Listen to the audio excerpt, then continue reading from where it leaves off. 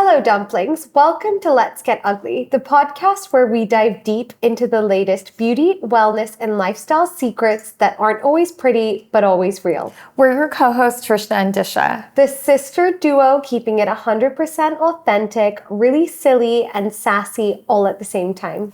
We are totally silly, but come join us, grab your favorite drink, and welcome to Let's Get Ugly. Katie Braden, PR. We are joined by you today. Yes, I'm gracing the podcast.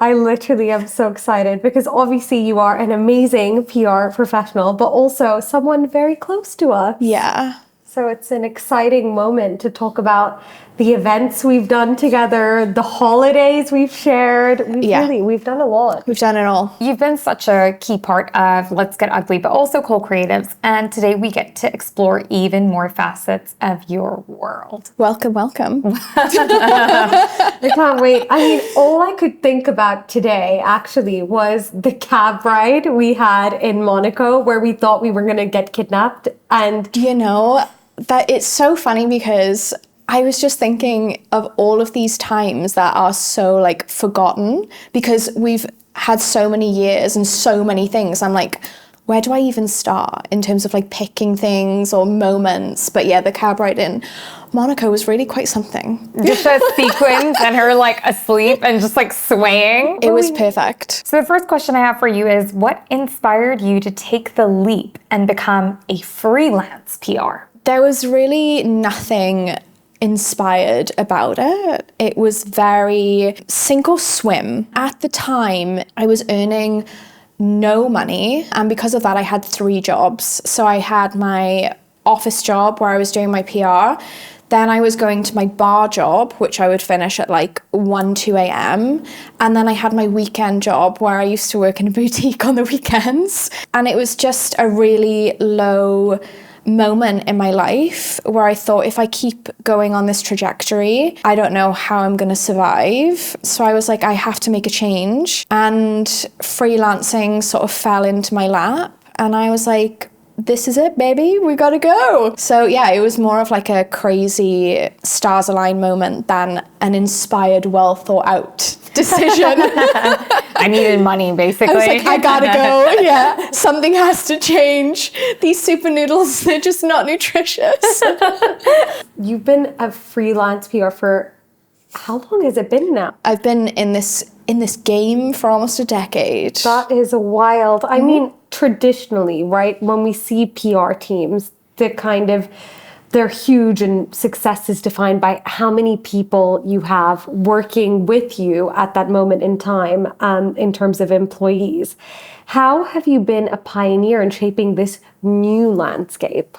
The landscape is being carved out by societal, cultural, media hub, influencer changes. You know, the whole world is changing. And I think that freelancing and providing a more boutique service is a result of that. I mean, it used to be that, you know, agencies were measured by their success based on how big they were, and they still have a place. You know, there are still huge corporate brands that require an army of people to help them that a freelancer could never fulfill. But then there's also a ton of smaller founder-owned brands who need something different, and that's where I see myself fitting. And because I'm smaller, I have the ability to be really flexible, which in this day and age is a requirement. So yeah, I think there's space for everything. But for me, success is defined by, you know, how happy my clients are and how long I can keep those clients. When I was in agency, something that I noticed was a huge issue was the revolving door of new client. They would come in, sign a minimum, say 6-month contract, and as soon as that was done, they were out because they weren't happy. And it was constantly trying to bring in new brands and constantly getting new business. Whereas for me, I just wanted to get great clients, keep them happy, and ride the momentum with them. And a lot of my clients, you guys included, have been with me for like the whole almost decade stretch. So to me, I'm successful.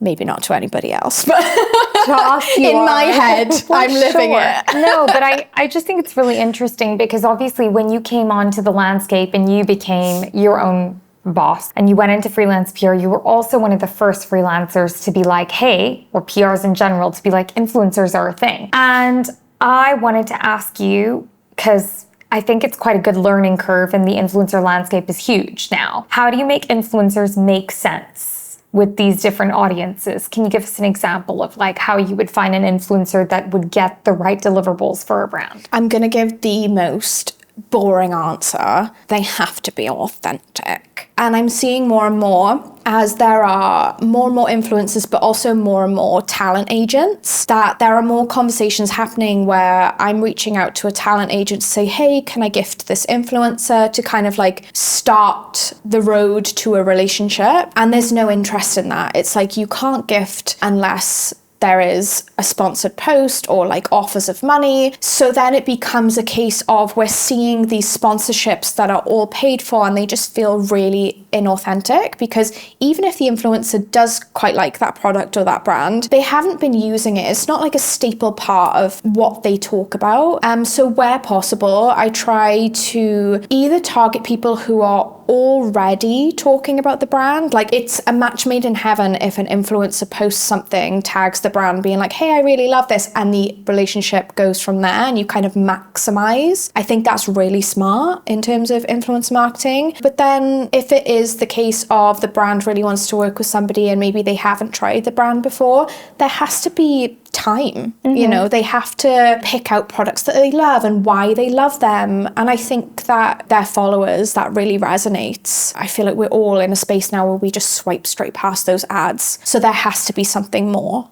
Yeah, definitely. I mean, aside from your role in influencer marketing, which is exciting, we've also done a lot together with Cole Creatives. What's been the most memorable? It could be event, it could be product launch, whatever you want, and why? It has to be the time that we all went to Nottingham to do a free workshop with one of the inmates who was also a trans woman and had dealt with all sorts of issues. And the reason why she'd landed herself in that position in the first place was because of her battle with her trans identity. And just to see Trish work and how you communicated, and also how the education and secondary, really, the products really like made an actual world impact. It really made me realize we've got real power here. Like as a PR, I have the option to maximize stuff that makes a difference or things that I really care about. I actually wasn't expecting that. Really? Same. I wasn't either. Like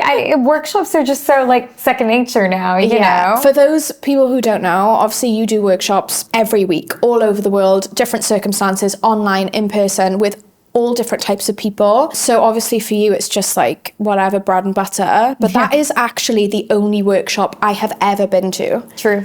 And it was in a high security prison. Yeah. So it was like, of all the ones that I could have sat in on, maybe special is the wrong word, but it was a really special moment for us, but also for my career, I would say. It's definitely like a standout generally, truly like defining moment. I think it was defining because it really switched my perception of things. It was like where you go, oh, and you sort of clock into gear. Love that. Love that. Okay, let's move forward now. So PR is rapidly changing every day. There are new trends, new changes. Yeah. New strategies. TikTok, for example, was a big game changer. How do you see PR strategies changing in like the next 5 years? This is going to be a really funny one for the viewers at home because we're recording this prior to TikTok potentially being banned. Yes. So this is a loaded question. I don't think anybody knows. And I have always, such a huge part of my sort of company philosophy is that I don't know what's going to happen. I know that having again, super corny thing to say, but a 360 approach where, you know, you touch social media, you touch broadcast, you touch things like podcasts, you touch digital media, you touch print, you touch TV, you touch radio, you know, you've got to like spread everything out and try and touch as many PR avenues as you possibly can, because things really genuinely are changing every day. So I think the only thing that anyone can do who's working either in brand or as a PR or on social media, it's just to be flexible flexible and nimble, because with, for example, TikTok being banned in the US, that's a huge gap for something else to come through. You know, if we were having this conversation in a year,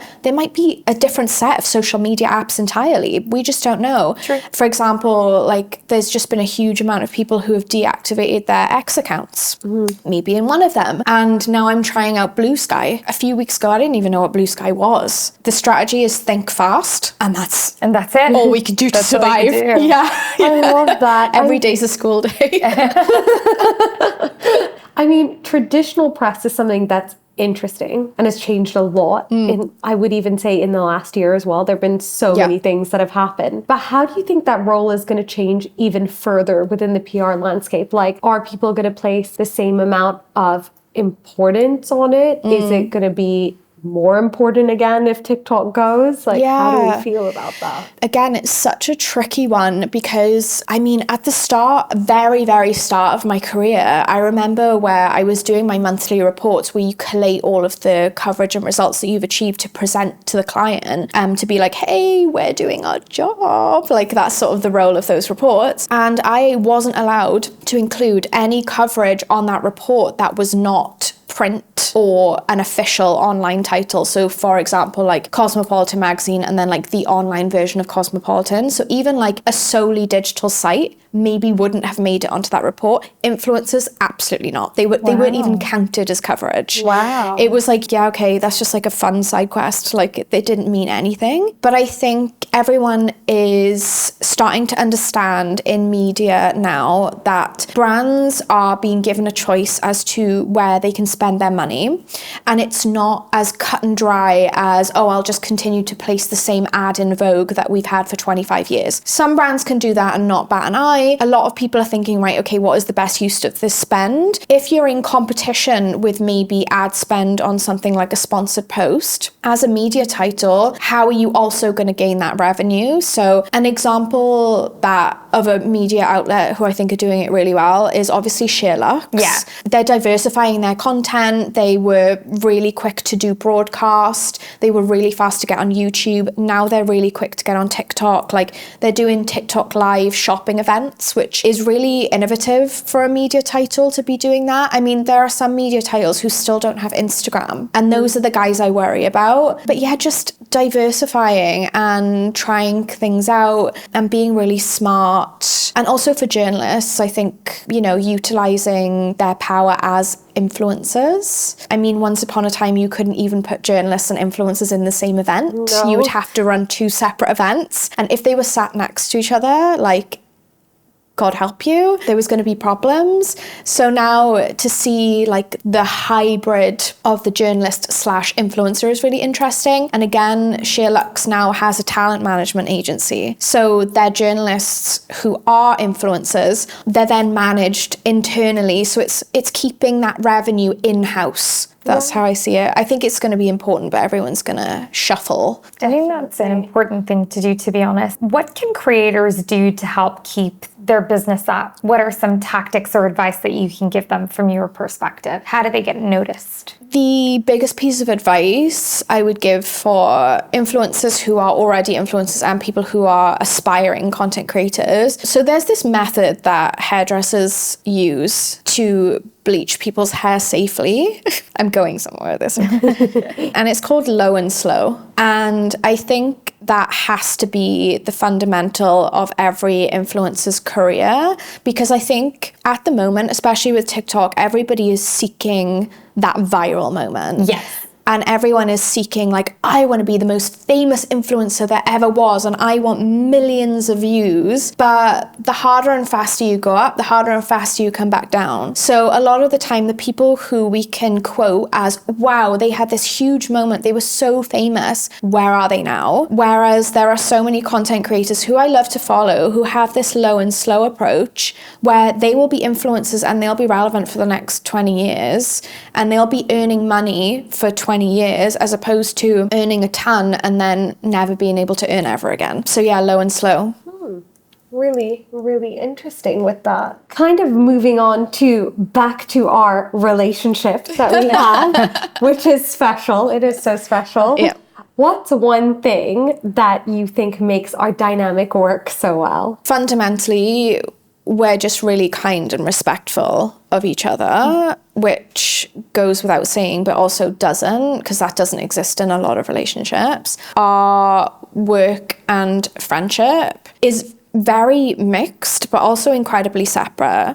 Over the last decade, like, it would be a lie to say that things haven't gone wrong, or we've never had a disagreement, or we've never butted heads about something. But I think everyone in the group has a mutual understanding of, like, it's never that serious. And instead of approaching a problem as like, you've done this and I'm now going to berate you for it, it's always, what's going on? What can we do to help? We're always very supportive. I don't think we've ever like raised our voices at each other ever. No, but I also think we're not in each other's faces every day. No. Which is a great thing. We have space. Separation is really important, and I think people do not get it. No, I think if we saw each other every day, we might drive each other crazy. Yeah. I don't know. It just somehow, it works, but honestly, it's very easy. Like, I feel like we don't have to think too much about it. Yeah, true. Agreed. That's true. That is true. We do have our own kind of trajectories and then have moments to share funny stories or things that happen. Yeah. And then talk about work like a few hours later. It's nuts. Yeah. Speaking of crazy, what's one thing about PR that drives you crazy? The connotation with being a PR, like, personally, I don't relate. I do actually cringe when I meet someone new and they're like, oh, what do you do? And I'm like, oh, I'm a PR. And I can feel the, like, the grating, like, not like that.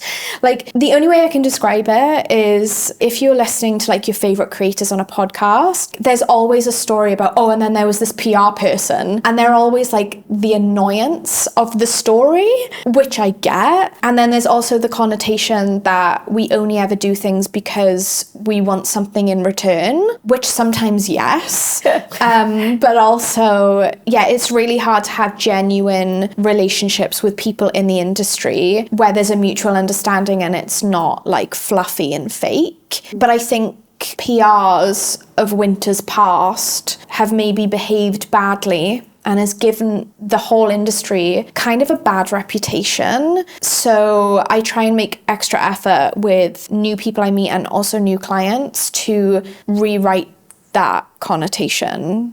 Fair enough. I wish there was another word I could use, but I'm a PR and that's it. So there's no other way of saying it. In terms of being a PR, obviously you also deal with crises all the time. What is one crisis situation that you can never forget, and what did you learn from it? Okay, so I'm going to have to turn my media training up to max to tell this story. Oh, yeah. Oh, God. There was an unnamed brand that I was working with, and they had a Halloween campaign, God, where they were gifting children's Halloween costumes to VIPs. And this was before the time of the influencer. So it was like celebrities and TV talent, like big time VIPs. And on Halloween, there was a story published because one of the costumes that was gifted to a really big TV personality at the time, who shall not be named, caught on fire.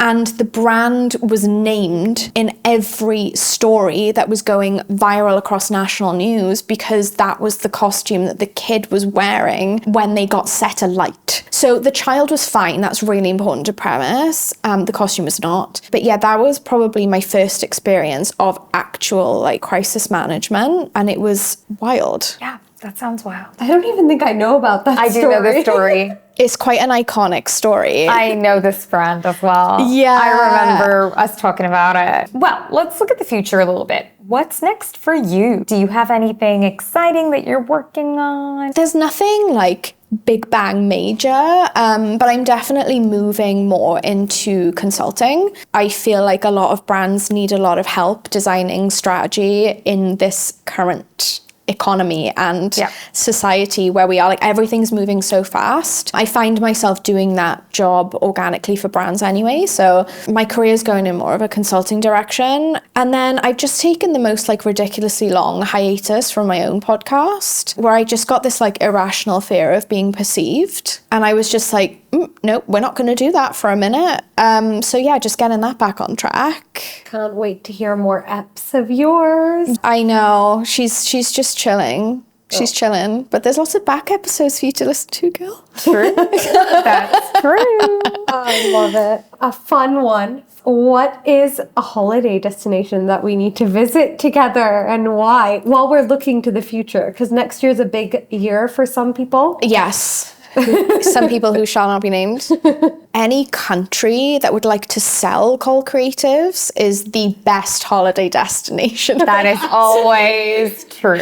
We love a work holiday moment. We do, especially an exotic destination. Yes, that's what we want. Yeah, with a large population, that would be great. But aside from that, probably like Disneyland, like good snacks, lots of steps. I love that. Perfect. Perfect. Sounds like a dream. Sounds like a dream. So we are going to hit you up with beauty questions. So this is one that we have for everyone. It's our quick fire beauty questions. There are 3. Are you ready? Super ready. What's one beauty rule you love breaking? Not needing a product for every individual step. For example, in my makeup bag, I have a brown pencil. I'm not even sure what it was meant to be, but I will do my eyebrows, my liner, my freckles, my liner, and fill in my hairline with it. Because to me, it's a pencil, so I'm going to use it as such. Fair enough. Yeah. If you could give your younger self one piece of beauty advice, what would it be? Stop drawing your eyebrows like that.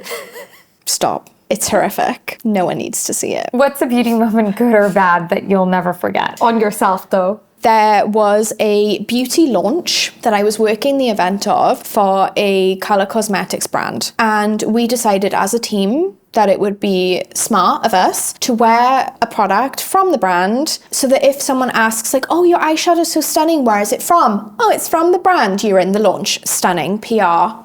Greatness. But I don't know why I decided that for me, it was going to be green eyebrows. Okay. Oh, I don't know why or what possessed me to do that, but everyone else was like a lipstick or a shadow or like a blush. And I was like, it's green eyebrows, baby. Like, I don't know why I did that, but it was a standout moment. Yeah. For sure. I need Definitely. pics of this one too. Feels very Grinch.